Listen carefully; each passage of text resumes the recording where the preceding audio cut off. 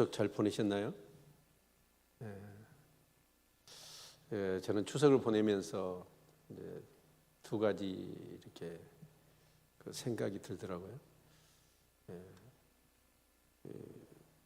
추석이 아니라 복날이다. 그런 생각이 들 정도로 오히려 한여름보다 더 더웠던 것 같아요. 너무 덥지요. 그러면서 이제 우리는 시간이라는 게 두 가지가 있죠. 크로노스가 있고 카이로스가 있습니다. 크로노스는 이런 이제 세상 사람들이 가지고 있는 시간의 개념이죠.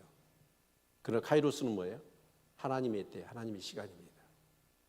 그래서 우리는 이 세상을 살지만은 사실은 세상적인 관점에서 시간의 개념도 가져야 되지만 하나님의 시간을, 하나님의 타임, 그걸 가지고 살아야 되지 않느냐 그런 생각이 들었습니다.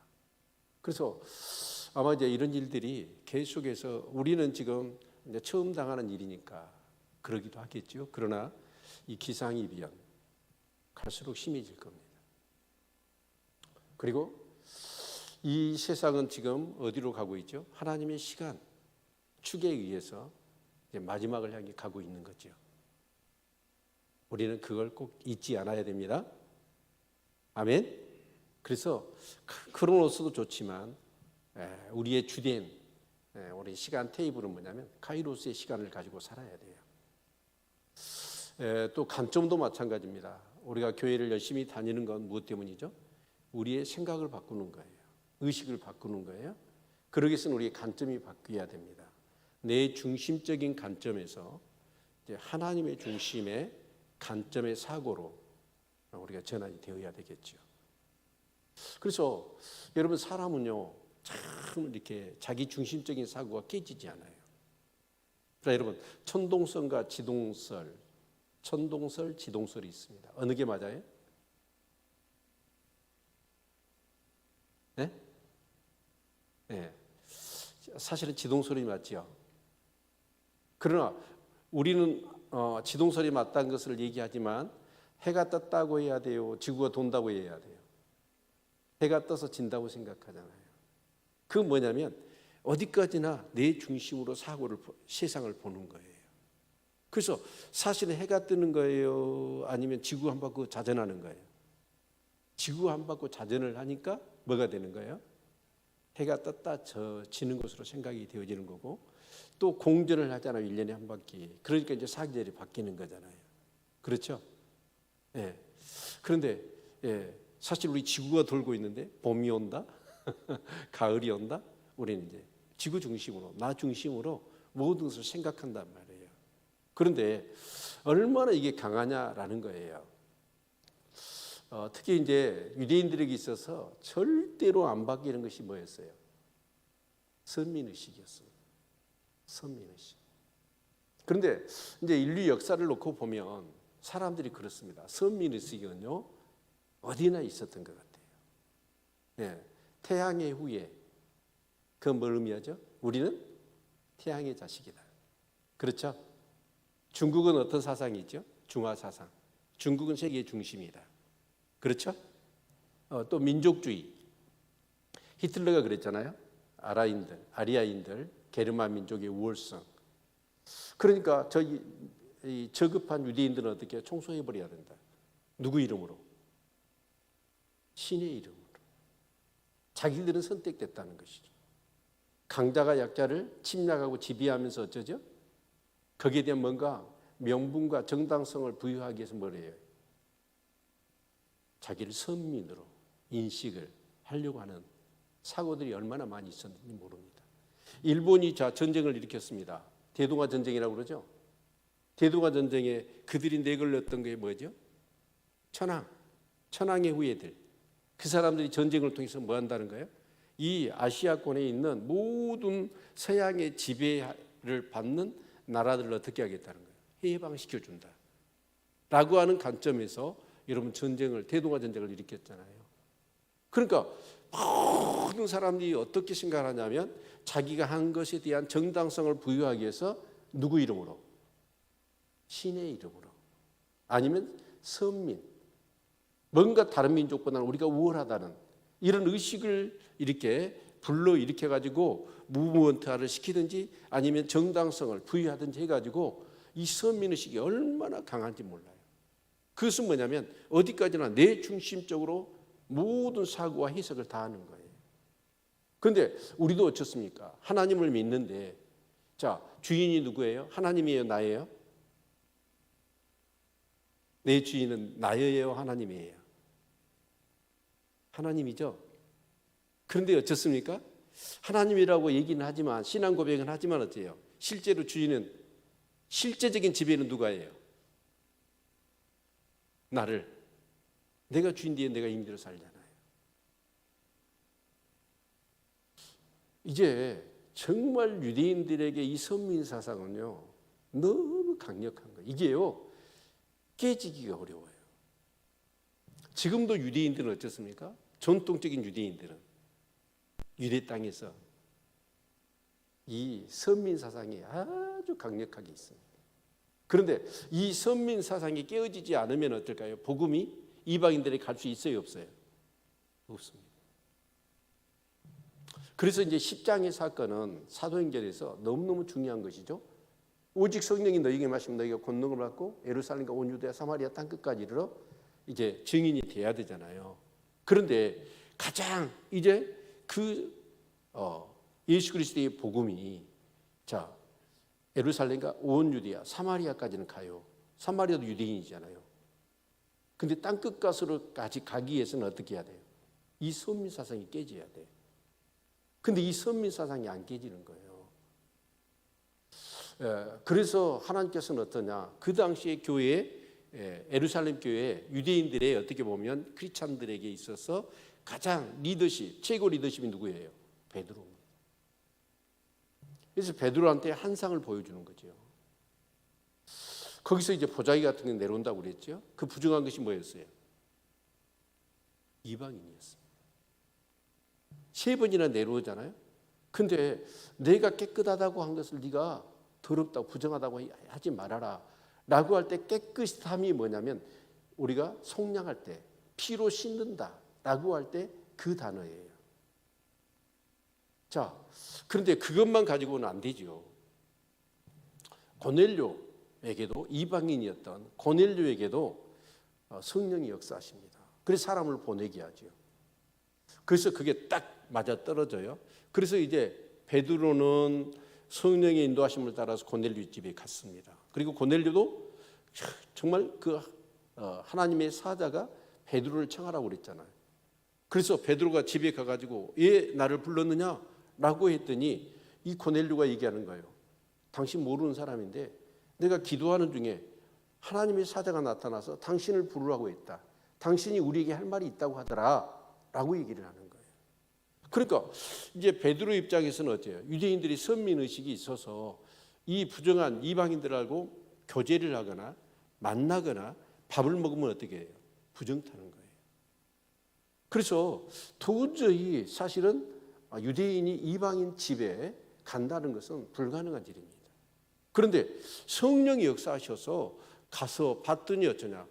자기는 성령의 인도함을 따라서 고넬료 집에 갔고 고넬료도 하나님의 사자의 어떤 그런 인도하심을 통해 자기를 부른 거예요. 아, 이게 뭔가 하나님의 뜻이 있구나 라고 해서 복음을 전했단 말이에요. 그 복음을 전했더니 어떤 일이 납니까? 그 고넬료 가정에 성령이 임해버리는 거예요. 그래서 같이 갔던 6사람이 어째요? 깜짝 놀래요. 왜요? 유대인들과 차별 없이 이방인들에게 똑같이 어째요? 성령이 임하시는 거예요. 이제 이 사건을 통해서 유대인들의 이 선민의식이 이제 깨어지기 시작하는 문이 열린 겁니다. 그렇죠? 그래서 이제 오늘 여기 본문의 내용은 그런 이제 이 베드로의 경험 그리고 함께했던 6사람의 경험 이 사람들이 증인이죠. 그래서 이제 이 사람들이 이제 예루살렘 교회로 돌아왔던 것 같아요. 그러니까 어쩌냐 난리가 난 거예요. 뭐 때문에요? 베드로가 이방인들한테 집에 가가지고 그들과 교제하고 그들과 밥 먹었다는 거예요. 이 일들로 인하여 힐난을 하고 비난을 하면서 어떻게 담임 목사가 돼가지고 그 이방인들하고 교제를 했느냐? 라고 하면서 막 엄청난 소요가 일어났던 것이죠. 자, 그래서 이 베드로는 어쩌습니까? 거기에 대한 설명을 해요. 설명을 해주는 얘기예요. 이제 그러다 보니까 어쩌냐? 이 유대인들의 사고방식, 깨어지지 않았던 선민의식이 깨지는 거예요. 그러면서 이제 유대인들이 이제 이방인들에게, 그러나 이게 쉽게 깨지지 않지요. 그러나 성령이 역사하시니까 이방인들에게 복음이 임하고 성령이 임하는 것들을 통해서 어쩌냐? 이제 유대인들의 사고가 깨지기 시작한 것이죠. 그래서 거기에 바나바, 그 다음에 바울, 그렇게 해서 이제 그 사람들이 1차 전도행을 통해서 이방인들에게 막 복음이 증거되어지고, 그 전에 안디옥 교회라고 해요. 수리 안디옥에 이방인들이 모여서 하나님의 교회를 이루는 그런 역사들이 일어났다. 이제 그런 얘기가 오늘 본문의 내용이에요. 네. 예배 끝낼까요? 네. 내용을 자세히 확인해 봐야 되겠죠? 네. 자, 그러면 이제 이런 내용인데 그것을 구체적으로 이렇게 한번 성경을 한번 찾아보도록 하지요. 자, 유대에 있는 사도들과 형제들이 이방인들도 하나님 말씀을 받았다함을 들었더니 베드로가 예루살렘에 올라갔을 때에 할례자들이, 여기 할례자들이 누굴까요? 누구만 할례를 받아요? 유대인들. 그러니까 유대인들이 난리가 난 거예요. 그래서 함께 먹었다니 베드로가 저에게 이 일로 차례로 설명하여 힐난했다. 할례자들 힐난했다. 힐난이 뭐예요? 막 비방했다, 그런 뜻이죠. 어떻게 그럴 수 있느냐? 베드로가 다른 사람도 아닌 그 예루살렘 교회 담임 목사였던 베드로가 그럴 수 있느냐라고 하면서 이제 난리가 난 것이죠. 그러니까 이제 여기 그 이유가 뭐냐면 무할례자는 누구겠어요? 이방인들 집에 들어가서 함께 먹었다라고 하는 이 사실로 인하여서 막 힐난이 일어났다라는 거예요. 그러니까 이제 베드로는 어떻게 해요? 자기가 본 것을, 경험한 것을 설명해야 되겠죠. 그래서 설명을 하는 거예요. 차례로 설명하여 5절 가로되 내가 요바성에서 기도할 때 비몽사몽간에 한 쌍을 보니 큰 보자기 같은 그릇을 4개에 매어 하늘로부터 내리어 내 앞에까지 들이우거늘 이것을 주목하여 보니 땅에 4발 가진 것과 들짐승과 기는 것과 공중에 나는 것들이 보이더라. 또 들으니 소리 있어 내게 이르되 베드로야 일어나 잡아먹으라 하거늘 내가 가로되 주여 그럴 수 없나이다. 속되거나 깨끗지 아니한 물건은 언제든지 내 입에 들어간 일이 없다 하니 또 하늘로부터 두 번째 소리 있어 내게 대답하되 하나님이 깨끗하게 하신 것을 네가 속되다 말라 하더라. 이런 일이 3번 있은 후에 모든 것이 다시 하늘로 끌려 올라가더라. 자, 여러분 여기서 우리가 이 앞에 살펴봤죠. 여러분 우리가 이렇게 고기를 이제 이렇게 육식이 언제부터 허용이 되죠? 노아 홍수 때예요. 자, 그때 허용되었던 육식. 그럼 이제 육식은 이제 짐승을 얘기하잖아요. 그 짐승은 어떤 짐승일까요? 부정한 짐승이에요? 아니면 모든 짐승이에요? 모든 짐승. 모든 짐승. 그러니까 낙지도 먹을 수 있었겠죠? 돼지는요? 돼지도 먹어요. 다 먹어요. 다 허락이 됐어요, 그때는. 그런데 그러면 그때 노아 홍수 때는 어때요? 부정한 짐승과 정결한 짐승이 구분이 있었나요, 없었나요?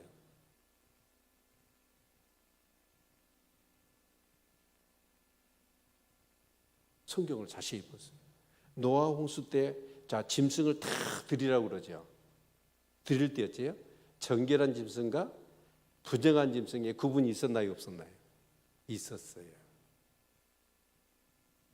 있었단 말이에요. 자, 그런데 언제 정결한 짐승과 부정한 짐승을 먹거나 먹지 말라가 구분이 됐다고 그랬죠? 가나안 땅에 들어가기 전에. 이요, 가나안 사람과 그건 뭐예요? 섞이지 마라. 그런 의미입니다. 이제 그런 의미에서 정결하고 부정한 그런 짐승에 이렇게 먹는 것을 허용하고 허용하지 않는 것이 결국 이방인과 접촉하면서 뭐예요? 그들이 이방인의 영향을 받는 거. 그것을 하나님이 염려하셔서 너희는 거룩한 백성이니까 이방인들이 제사장이 되기는 하든 하나 사명은 있으나 이방인들을 너희들이 구원해야 되는 것은 맞으나 이방인들과 벗되면 안 된다라는 얘기죠. 그렇죠? 자, 믿는 사람과 믿지 않는 사람이 같이 이제 문화생활도 일상의 삶을 같이 하면 어떨까요? 믿는 사람이 거룩함이 그 믿지 않는 세상 사람한테 영향을 끼쳐야 될까요? 믿지 않는 사람의 세속적인 것이 믿는 사람에 영향을 끼치게 될까요? 네? 그래서 열왕기하에 보면 아합과 이세벨을 통해서 어떤 일이 일어나죠? 여호사밧이 이세벨의 딸 아달랴를 며느리로 맞이하잖아요. 그런 일로 인해서 유다가 어떻게 돼요? 이스라엘 길로 행해버려요. 아합의 길로 행했다고요. 한 여인을 통하여서 북이스라엘이 완전히 우상의 소굴이 되어져 버리고 그 아달랴가 들어오면서 남유다가 어떻게 돼버려요? 우상의 소굴이 돼버려요. 그러니까 이런 영향력이 너무 큰 거죠. 자, 그런데 이제 사실은 어쩌냐? 이제 이 복음이 유대인에게서 어디로 가야 돼요? 이방인에게로 넘어가야 된다는 말이에요. 그렇죠? 근데 이방인으로 넘어가야 되는데 그러기 위해서는 어떻게 해야 돼요?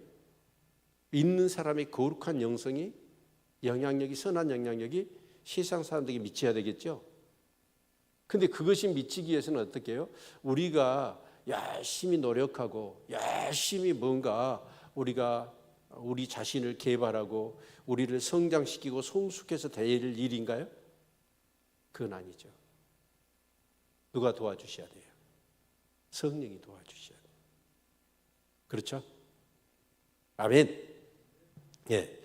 자, 그래서 결국 이 고넬료의 이방인 가정에도 복음이 정말 통해서 그들이 구원받다라고 하는 것을 누가 증거해 주시죠? 성령이 증거하시잖아요. 아멘. 성령이 증거하십니다. 그러니까 어떻게 되느냐? 이제 이 베드로가 이제 설명을 쭉 하지 않습니까? 그래서 이제 자기가 경험한 것을 10절까지 얘기하고 그리고 이제 자기가 이제 어디로 갔어요? 10절까지가 아니라 12절까지 성령이 내게 명하사 아무 의심 말고 함께 가라 하시매 이 여섯 형제도 나와 함께 가서 그 사람의 집에 들어가니 그러니까 이 여섯 형제도 어떻게 된 거예요? 여섯 형제가 같이 고넬료 집에 가서 봤거든요.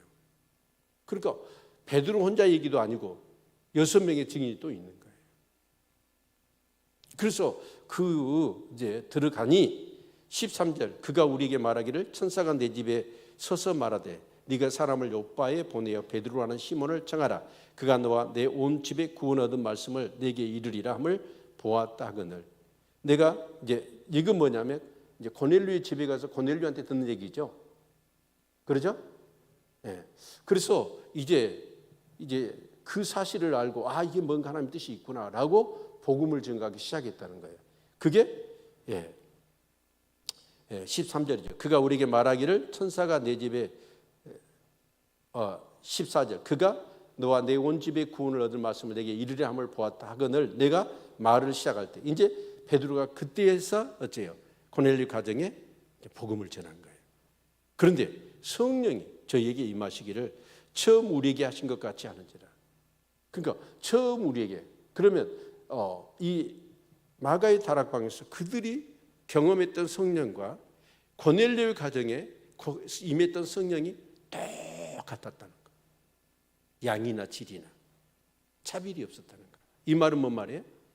유대인이나 이방인이나 차별이 없었다. 아멘. 그 얘기를 하는 거예요. 그렇죠? 네. 그래서 이제 성령이 임한 것을 보고 베드로 사도는 어떻게 했습니까? 그 고넬료 가정에 있는 모든 사람들에게 시리를 준 거예요.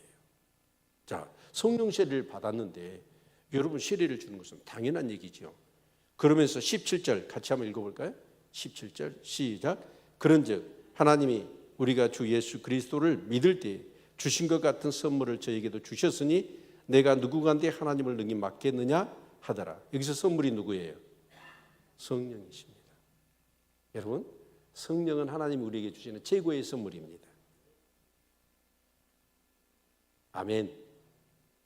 교회를 다니면서 정말 성령으로 거듭나지 못하고 성령으로 충만하지 못한 성도는 좀 불쌍해요. 성령 충만을 사모하시길 바랍니다. 아멘. 네. 그래서 우리가 그리스도인이 됐다는 말은 뭔 말이죠? 그리스도에게 속한 사람이 됐다는 뜻이잖아요. 근데 내가 그리스도에게 속했다라고 하는 것을 누가 증거하시나요? 성령님이 증거하십니다. 아멘. 네. 그래서 내가 누구간데 하나님이 저들에게도 성령으로 인쳐 주셨는데 내가 누구간데 하나님이 일을 맡겠느냐? 그 얘기를 하는 거예요. 그러니까 베드로가 막 이제 힐난을 당하다가 설명을 쫙 하잖아요. 그리고 증인들이 있어요. 증거가 있고. 그러니까 18절 같이 한번 읽게요. 시작. 저희가 이 말을 듣고 잠잠하여 하나님께 영광을 돌려 가로되 그러면 하나님께서 이방인에게도 생명 얻는 회개를 주셨도다 하니라.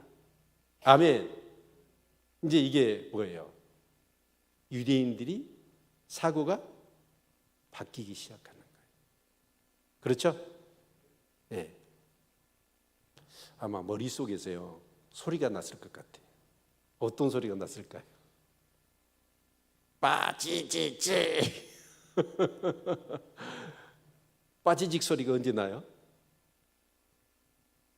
네, 선민의식, 그 사고방식이 깨지는 소리. 이게 나야 합니다. 아멘. 그게 나야 된다. 사고방식이 안 바뀌면 그 사람은 안 바뀌어요. 내가 주인이 아니고 항상 나의 주인은 예수 그리스도다.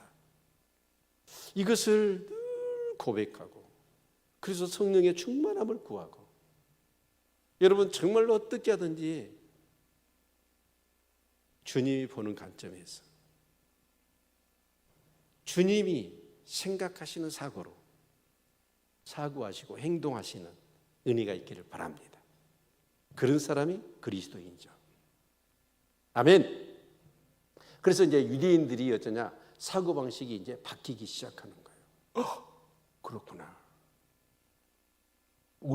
하나님이 우리만 선택하신 줄 알았는데 하나님께서 우리를 선택하셔서 우리를 통하여 저들에게 복음을 증가해서 이방인들도 하나님이 구원하시기를 기뻐하셨구나. 이것이 하나님의 큰 우리를 선택하신 계획이었구나. 이것을 이제 유대인들이 느끼기 시작하는 거지. 만약에 10장 사건이 없고 11장 사건이 없었다면 저와 여러분에게 복음이 올까요? 안 올까요? 안 와요. 복음이 올 수가 없는 거지. 어마무시한 일입니다. 그렇죠? 네. 그래서 이제 19절을 보시면 때에 스데반 일로 일어난 한난을 일하여 그러니까 예루살렘 교회 이제 스데반 집사가 순교를 당한 이후로 그 사내들인 공회가 이거 큰일 났다. 예수님 죽였더니 그리고 제자들 죽였더니 끝날 줄 알았더니 어떻게 해요? 제자들이 막 핍박을 하고 그랬더니 집사들이 평신도들이 일어나서 막 예수님 같은 사역들을 막 감당해 버리는 거예요. 그러니까 이 사내들인 공회가 완전히 이제 예루살렘 교회를 핍박을 한 것이죠. 그리고 집집마다 다니면서 어떻게 했어요? 예수 믿는 사람을 잡아 죽이거나 가두고 재산을 빼앗고 때렸단 말이에요. 그러니까 예루살렘 교회는 어째요? 성도도 있을 수 있어요, 없어요? 크리스찬들은 있을 수 없어요. 다 도망을 갔잖아요. 그렇죠? 네. 그런데 한난을 일하여 흩어진 자, 그럼 도망간 자들이 베니게가 어디요? 페니키아. 지금 두루와 시돈 그쪽이잖아요.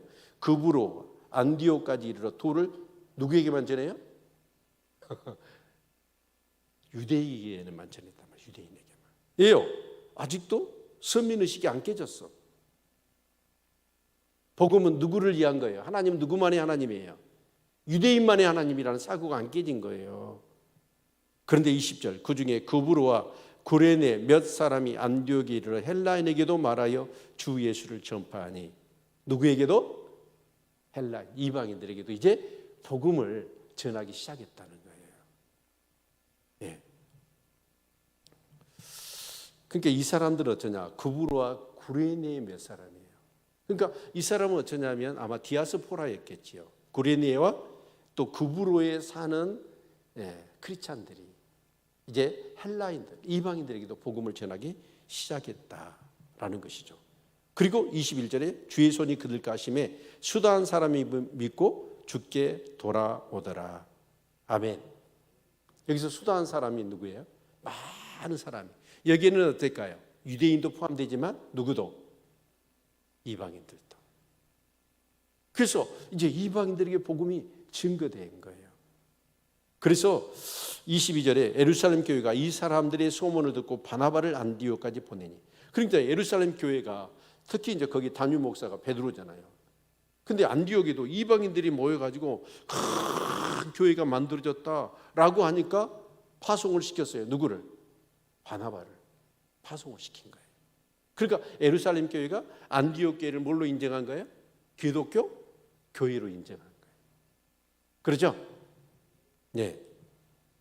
제가 이를 하나님의 은혜를 보고 기뻐하여 모든 사람에게 굳은 마음으로 주께 붙어 있으라 고나니. 이 바나바가 탁 안디옥 교회에 갔어요. 안디옥 교회에 갔더니 어째요?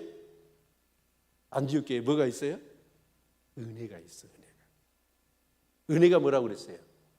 값없이 주시는 선물이죠. 또 하나님께서 베푸신 호의라고 그랬다. 성도들이 그 하나님의 은혜를 받고 성도들의 모습이 어째요? 너무 행복하고 평안하고 막 영적으로 충만해 있는 거예요. 네, 그래서 바나바가 너무 기뻤습니다. 그러면서 오히려 이제 더 자기는 그들에게 권면을 하면서 굳은 마음으로 주께 붙어 있으라. 여러분, 굳은 마음으로 주께 붙어 있기를 바랍니다. 네. 이 굳은 마음으로 주께 붙어 있다는 말은 주께 붙어 있는 마음이 어째요? 완전히 굳은 마음이에요. 천하에 무슨 일이 있더라도 주께서 떨어질 수가 있어요, 없어요? 떨어질 수가 없어요. 그런 마음으로 주를 붙들고 살아라 라고 하면서 권면을 했다라는 것이죠. 아멘. 여러분, 정말 주께 꽉 여러분 정말 그 붙잡혀 사시는 우리 성도님들 되시기를 바랍니다. 우리 여러분 보십시오. 이렇게 전에 한번 그 태풍이 있을 때, 태풍이 불 때, 그때 우리 교회 여기 지붕이 교회 짓기 전에 지붕이 날아가 버렸잖아요. 그때 저는 어디를 갔냐면 그 금식 기도한다고 막 기도하고 산호에 가 있었어요. 근데 우와, 그 산에 나무가요, 태풍에. 근데 나무가 진짜 강하더만. 완전히 막 다 이렇게 넘어질 것 같은데 그 바람을 하면서 이렇게 나무가 다시 서고 막 그러더라고요. 근데 여러분, 꽉 붙어 있지 않는 나무는 어떻게 되죠? 다 떨어져 나가버려요. 태풍 불면. 여러분, 근데 나무에 의해서 꺾이거나 부러져서 여러분 나가 떨어지면 그 가지는 어떻게 될까요? 죽어요, 죽어. 근데 무슨 일이 있더라도 어째요? 그 가지가 나무에 빡 붙어 있으면 어째요? 그 태풍 지나간 그 가지는 살아요. 그런 믿음이 되시기를 축원합니다. 근데 그건요, 우리가 마음 갖고 안 돼요. 성령이 역사하셔야 돼요. 은혜에 완전히 붙잡혀 사셔야 돼요. 아멘. 그런 사람이 누구냐면 사고방식이 완전히 그냥 생명의 주 되신 주님을 붙잡고 그 주님 붙들고 사는 사람이에요. 그런 사람이 그게 가능해요. 그런데 그런 어떤 세상의 모든 그런 유혹의 바람, 한난의 바람, 정말 그런 바람이 불어오면 그 은혜에 붙들려 있지 않는 사람은 나가 떨어져 버려요. 나가 떨어져 버려요. 예, 그리고 24절 같이 보실까요? 바나바는 착한 사람이여 성령과 믿음이 충만한 자라 이에 큰 무리가 죽게 더하더라. 그래서 이제 바나바가 어쩌냐, 거기 가서 이제 사역을 한 거예요. 담임 목사로 파송을 해서. 그래서 수리 안디옥에서 바나바가 이렇게 사역을 하니까 진짜 수다한 이방인들이 막 도막 모여들어서 안디옥 교회가 큰 그런 부흥을 하게 되었다라는 거예요. 그래서 이 바나바가 어쩌냐, 자기 혼자는 이제 감당을 못 하겠어. 그래서 바나바가 바나바란 뜻이 뭐예요? 이로의 사람이잖아요. 사람을 세우는 사람. 그래서 바나바가 누가 생각났어요? 네, 바울이 생각난 거예요.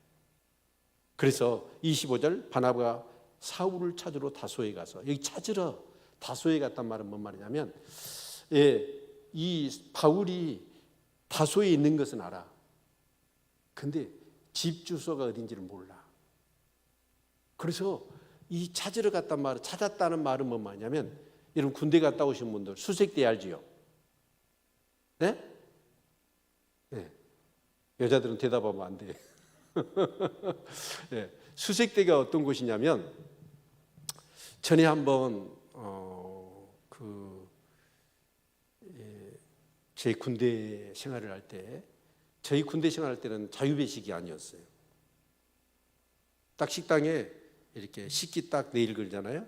그러면 치사병이 딱 퍼지면 그것으로 갖고 가서 그거 먹어야 돼. 근데 훈련병 때는 얼마나 배가 고팠는지 몰라요. 진짜 배고팠어요. 그래가지고 제 동기 중에 한 명이 탈영을 해버렸어. 탈영을 해버리니까 완전히 이 대대가 비상이 걸려버려요.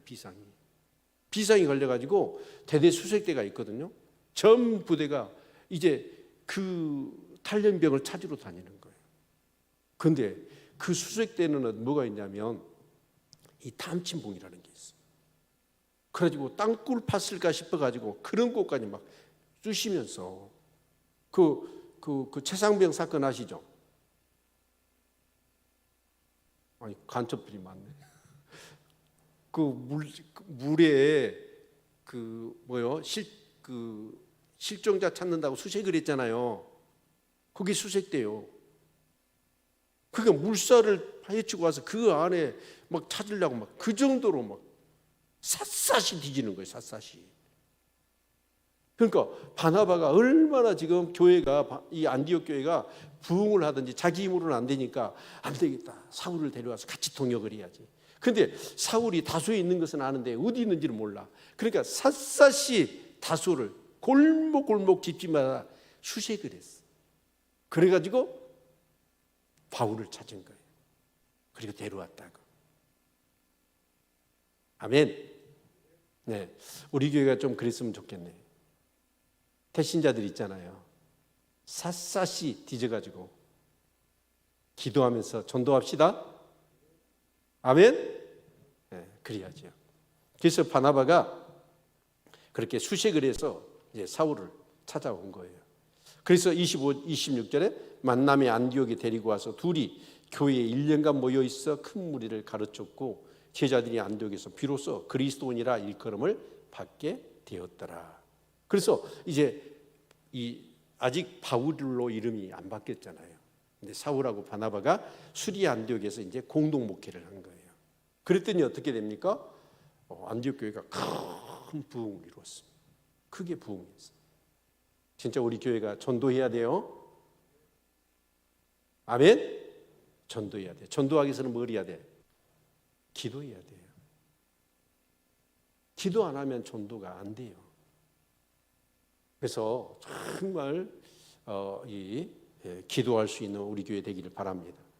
그래서 이제 큰 부흥을 이루었습니다. 그러면서 이제 그리스도인이라는 말이 어디서 처음으로 시작됐냐면 안디옥에서 시작된 거예요. 아멘. 여러분 이제 그리스도인에 대해서 한번 생각해 봅시다. 여러분이 알고 있는 그리스도인이라는 이름의 의미는 뭐예요? 네?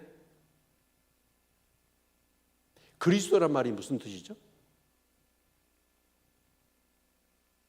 예수는 그리스도. 이게 복음이라고 그랬죠? 그러면 예수는 그리스도란 말은 뭔 말이에요? 우리나라로 풀면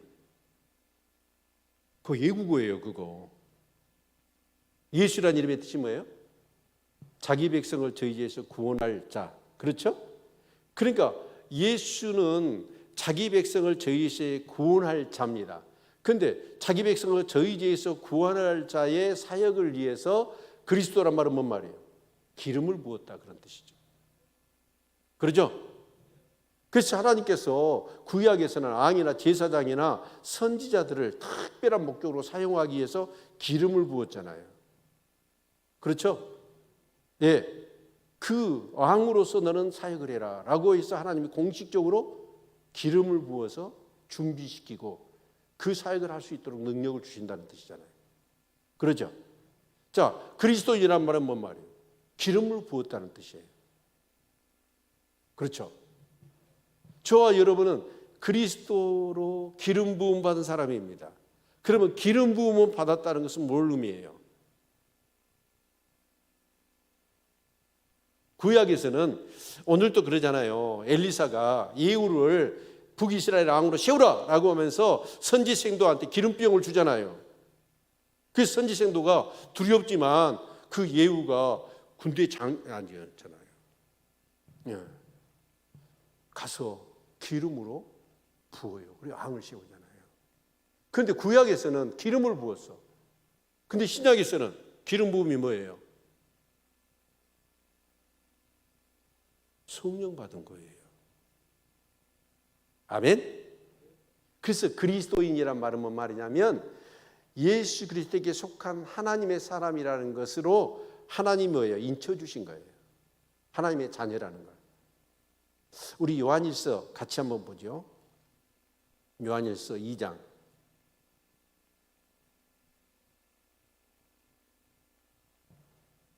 자, 20절 같이 한번 읽어볼까요? 요한일서 2장 20절. 자, 같이 한번 읽어봅시다. 시작. 너희는 거룩하신 자에게서 기름 부음을 받고 모든 것을 아느니라. 27절 또 볼까요? 27절. 네. 시작. 너희는 주께 받은 바 기름 부음이 너희 안에 거하나니 아무도 너희를 가르칠 필요가 없고 오직 그의 기름 부음이 모든 것을 너희에게 가르치며 또 참되고 거짓이 없으니 너희를 가르치신 그대로 주 안에 거하라. 좀 더 정확하지요. 기름 부음이 어디 있다? 우리 안에 있다는 것이죠. 그 기름 부음이 뭐예요? 성령입니다. 성령. 아멘. 이 성령이 내 안에 계시니까 성령이 마땅히 우리가 빌 바를 알지 못하나 우리를 위해 친히 간구하시죠. 또 그 성령은 진리의 영이시죠. 우리가 사람을 만날 때 무슨 말을 해야 될 것인지 염려하지 말라. 너희 안에 계신 성령이 뭐예요? 다 생각나게 하시리라. 아멘. 네. 그래서 여러분 이 그리스도인이란 말은 그리스도에게 속한 사람이고 하나님의 그런 자녀라는 의미죠. 그것을 누가 인쳐주신 거예요? 성령이 우리 가운데 오셔서 예수가 십자가에 내 죄를 위하여 죽으신 분이시고 나에게 영원한 생명을 주시기 위하여서 정말 부활하셨다라는 것을 성령께서 우리 안에 오셔서 경험을 시켜주시는 거예요. 그걸 성령으로 거듭났다고 그러는 거예요. 아멘. 네. 그래서 다시 이제 사도행전으로 돌아옵시다. 예. 그래서 이 안디옥 교회에 비로소 이제 우리 교회 다니는 사람 교인들을 그리스도인이라 일컬음을 받게 되었다라는 것이죠. 아멘. 그래서 우리 사랑하는 성도님들은 그럴 수 있기를 바랍니다. 늘 내 안에 누가 계셔요? 성령이 계셔요. 그분을 의지하시길 바랍니다. 그 성령님께 민감하시기를 바랍니다. 그리고 그분의 인도하심을 따르기를 바랍니다. 근데 그게 성령으로 충만해서 늘 깨어있고 정말 그렇게 살지 않으면 어쩌냐? 우리는 잊어버려요. 아까 그랬죠? 우리는 지동설이 맞다는 걸 알아요. 지구가 자전한다는 거 알아요. 근데 우리는 어떻게 생각해요? 오늘 해가 뜨고 해가 졌다. 보름이라 보름달이 떴다가 졌다. 이렇게 말을 해버리는 거예요. 그런데 정말 우리는 어떻게 살아야 돼요? 내 중심으로 사고하고 생각하는 게 아니라 하나님의 관점에서 세상을 보고 나를 보고 하나님의 중심을 가지고 살아가시고 생각하시고 행동하시는 우리 성도님들 되시기를 바랍니다.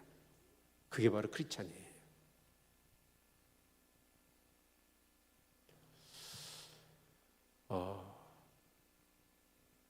정말 추석이지만 명절을 맞이해서 이제 부모님, 친척 또 이렇게 돌아보면서 서로 인사하고 안부를 전하고 참 그런 것도 중요한 일이죠. 그러나 마음 한켠은 내 정체성이 무엇인지, 내 소속이 누구인지, 내 안에 계신 성령님과 늘 교제하시고 동행하시는 삶이 되어야 될 줄로 믿습니다. 아멘. 그러기 위해서는 얼마나 하나님을 사랑해야 되는, 나보다도 더 하나님을 사랑해야 되고 세상의 그 어떤 것보다도 하나님을 사랑하시기를 바랍니다. 그래서 하나님을 경외하고 더욱 경건에 힘쓰시는 우리 성도님들 되시기를 주의 이름으로 축원을 드립니다. 그러면 카이로스는 잊어버려요. 추석을 쉬면서도 주님이 오실 때가 점점 주님 말씀대로 되어지고 있구나, 이런 관점이 추석을 보내는 게 아니라 그건 싹 잊어버리고 그냥 추석, 세상 사람 취하는 명절, 그러고 끝내는 거예요. 27절, 30절. 오늘은 설교가 굉장히 빨리 끝날 것 같습니다. 더운데 그때 선지자들이 예루살렘에서 안디옥에 이르니, 근데 이제 이 예루살렘에서 안디옥에, 그러니까 안디옥 교회가 막 부흥한다니까 영적인 사람이 막 모여드는 거예요. 저희 우리 교회가 그랬으면 좋겠어요. 아멘. 네. 그래서 그 중에 아가보라는 한 사람이 일어나 성령으로 말하되 천하가 크게 흉년 들리라 하더니 글라우디오 때에 그렇게 되니라. 아가보라고 하는 이 사람이 예언을 하는 거예요. 그 예언이 뭐냐? 천하가 크게 흉년 들리라. 어느 때? 글라우디오 황제 때. 그럼 이 일이 일어났을까요? 안 일어났을까요? 아직 안 일어나는 거예요. 근데 이제 로마 역사를 우리가 뒤져보면 이 41년, 서기 41년에 글라우디 황제가 로마의 황제가 되어요. 그리고 5년 있다가, 그러니까 45년에서 46년에 온 천하에 기근이 생겨요. 가뭄이 들고. 근데 아직 흉년이 이렇게 기근이 안 들었거든요. 예언을 했을 뿐이에요. 그런데 안디옥 교회의 행동을 보십시오. 자, 여기서 29절, 제자들은 안디옥 교회 성도들을 얘기합니다. 안디옥 교회 성도들이 각각 그 힘대로 유대에 사는 형제들에게 부조를 보내기로 작정하고 이를 실행하여 바나바와 사울의 손으로 장로들에게 보내니라. 와, 얼마나 영적으로 순발력이 있습니까? 아직 기근이 일어나지 않고 앞으로 일어날 것이다라고 예언을 한 거예요. 근데 그 말을 듣자 어떻게 합니까? 이 안디옥 교인들이 어쩌냐? 힘껏 구제연금을 해가지고 예루살렘에 보냈다는 거예요. 얼마나 안디옥 교회가 성령 충만한지 아시겠죠? 그렇게 하나님 말씀을 전하고 또 하나님 말씀을 듣고 하나님 말씀을 묵상하고 그러는데도 불구하고 우리 민감하지 않잖아요. 아, 그래. 동의 수준으로 끝나버리잖아요. 아, 흉년 들겠구나. 예루살렘 교회 앞으로 힘들겠구나. 그러고 끝나버려요. 근데 안디옥 교회는 어쩌냐? 아직 일어나지 않았어요. 선지자가 얘기를 해요. 아, 그럼 선지자가 왜 우리한테 얘기하지? 아, 이건 도우라는 뜻이야. 그래서 흉년이 일어나기도 전에 그들은 어쩌냐? 헌금을 해가지고 보내버리는 거예요.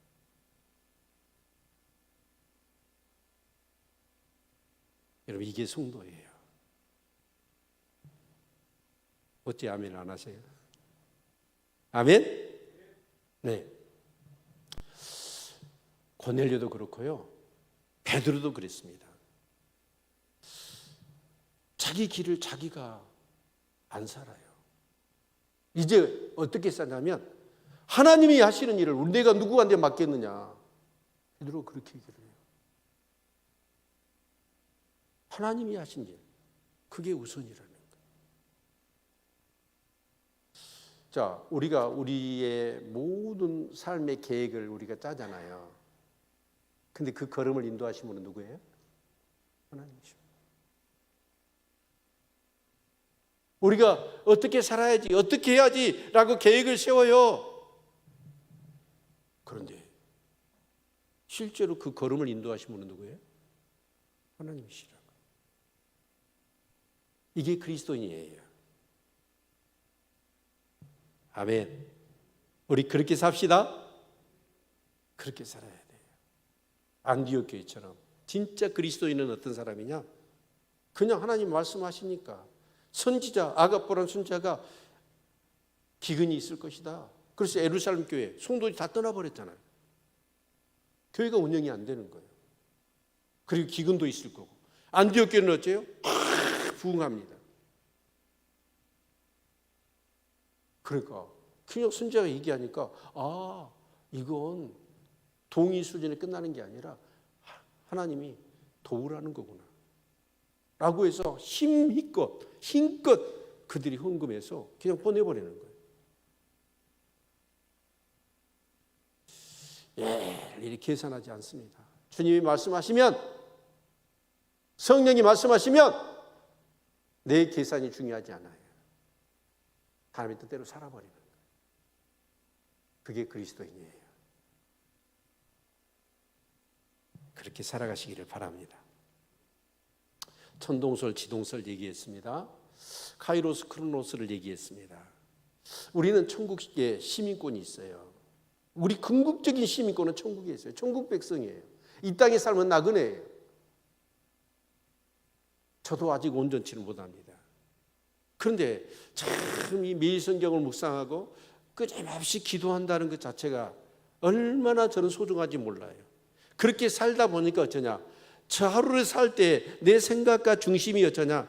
내가 주인되어 하나님 없이 진짜 그냥 고백으로만 끝나는 게 아니라, 지적인 동의로만 끝나는 게 아니라 내 사고와 생각 중심에 어떻게 하면 하나님의 뜻대로, 어떻게 하면 하나님의 뜻을 이룰까?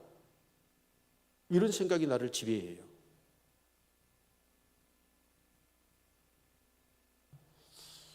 정말 온전치는 못해요. 그러나 저를 주관하는 지배적인 생각은 뭐냐면 내가 아니에요.